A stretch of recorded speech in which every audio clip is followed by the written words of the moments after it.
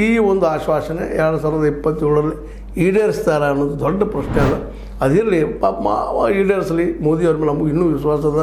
ಯಾಕಂದ್ರೆ ನಾವೆಲ್ಲ ಮತ ಹಾಕಿದ್ದೀವಿ, ನಾವು ಹಾಕಿದೆ ಹೋಗಲಿ ಬಿಡಲಿ, ಅದು ಜನ ಹಾಕಿ ಆರಿಸಿ ತರ್ತಾ ಇದ್ದಾರೆ.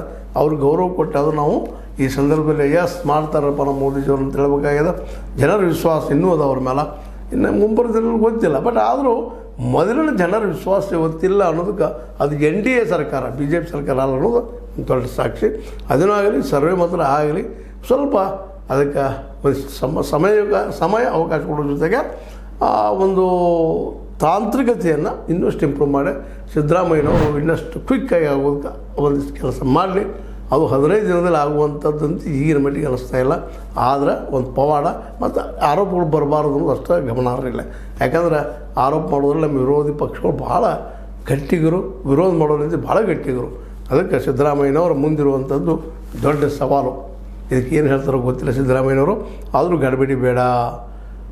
ಇದೊಂದು ದೊಡ್ಡ ಸಾಹಸದ ಕೆಲಸ ನಿಜವಾಗಿಯೂ. OBCಗಳು ಎಷ್ಟಿದ್ದಾರೆ, ಏನಿದ್ದಾರೆ, SC ಎಷ್ಟಿದ್ದಾರೆ, ಮೈನಾರಿಟಿ ಎಷ್ಟಿದ್ದಾರೆ, ಸಣ್ಣ ಕೆಲಸ ಅಲ್ಲಿದು. ಬರೀ ಕೇವಲ ಮಾಡಿ SCಯ ರಿಸರ್ವೇಷನ್ದು ಎಷ್ಟು ತ್ರಾಸು ಮಾಡಿತ್ತು ಅಂಥದ್ರಲ್ಲಿ ಇಡೀ ರಾಜ್ಯದ 7 ಕೋಟಿ ಜನರ ಅಂಕಿಅಂಶಗಳು, ದತ್ತಾಂಶಗಳು ಕರೆಕ್ಟಾಗಿ ಸಿಗಲಿ. ಆ ರೀತಿ ನಮ್ಮ ಸಿದ್ದರಾಮಯ್ಯನವರು ಪ್ರಯತ್ನ ಮಾಡಲಿ. ಅವರ ಈ ಪ್ರಯತ್ನ ಯಶಸ್ವಿಯಾಗಲಿ ಅಂತ ಹೇಳ್ತಾ, ಇದು ನಿಮಗೆ ಲೈಕ್ ಆಗಿರ್ಬೋದು. ಲೈಕ್ ಮಾಡಿ, ಶೇರ್ ಮಾಡಿ, ಕಮೆಂಟ್ ಮಾಡಿ, ಜೊತೆ ಸಬ್ಸ್ಕ್ರೈಬ್ ನಿಲ್ಲಿಸ್ಬೇಡ್ರಿ. H16 ನ್ಯೂಸ್ ಅರ್ಥತೆ ಸಿದ್ದರಾಮಯ್ಯ ಸತ್ಯದ ಕೈಗಳಲ್ಲಿ ವಂದನೆಗಳು.